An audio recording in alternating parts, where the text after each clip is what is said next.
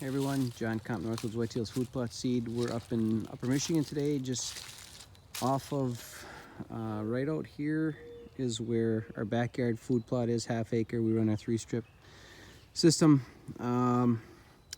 This is just a little tiny, I don't want to call it a kill plot because this is where we just watch deer, but this is less than an eighth of an acre. Gosh, it's probably 1/16 of an acre.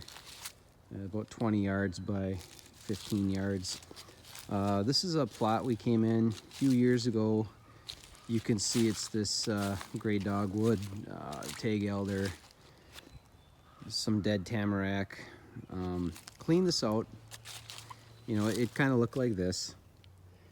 And we did this one with the chainsaw, an old push mower, weed eater, backpack sprayer. And the first thing we did was rye and oats, and it did fairly well.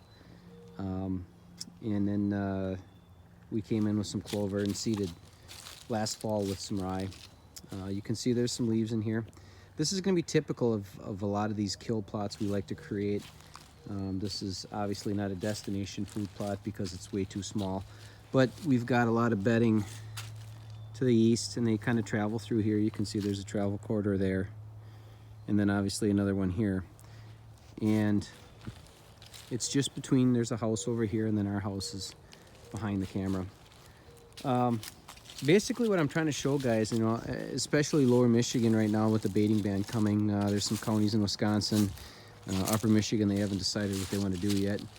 But you guys that are going to have to resort to a food plot, it's not hard to do. I did this in probably 2 weekends. You know, now's the perfect time to do it.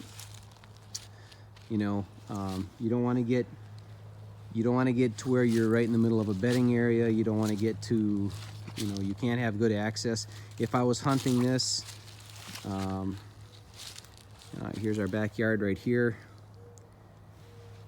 We're looking north. Obviously, if we had a north wind, I could come in and sit on the south side.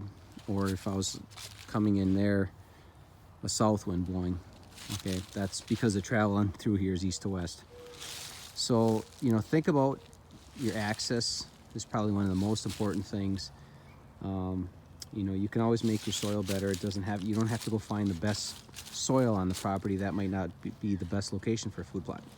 So this is just some white clover coming back. You know, it's just been a horrible spring as far as growing anything here in Upper Michigan.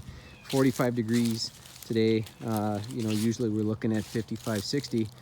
But, you know, the south sun is the south canopy is fairly open, so it's going to get some decent sun. And we do get a nice stand of clover in here. Last year we just came in and scratched it up and put grain in just to break things up because it's been clover for a few years. And now we're going to go back to clover. But again, you don't need a big tractor. You don't need big equipment. This was all done with hand tools. And I did it with hand tools on purpose to show people when customers come over to look at stuff, or we want to talk about it on the page here, that you don't need a tractor. You don't need even a four-wheeler to do this stuff. You know, you just need some sweat equity, a little elbow grease, and some determination. And, you know, you can do it. So again, chainsaw, riding lawnmower if you could, but this was done with a push mower, chainsaw, backpack sprayer, hand seeder, and you know, just manual labor. So, you know what you could complement this with, we actually did have a licking branch, a great grapevine right here, and worked quite well. So we actually had a couple of nice pictures in here early November of some really nice 8-pointers. I mean, we see a lot of does and fawns come through here, but we did have a really nice 8-pointer in here. So just something to think about if you guys are looking at trying to put a food plot in but don't have equipment. These little tiny food plots here, or even if you've got equipment and you want to go back in the woods and create one, this works out really nice.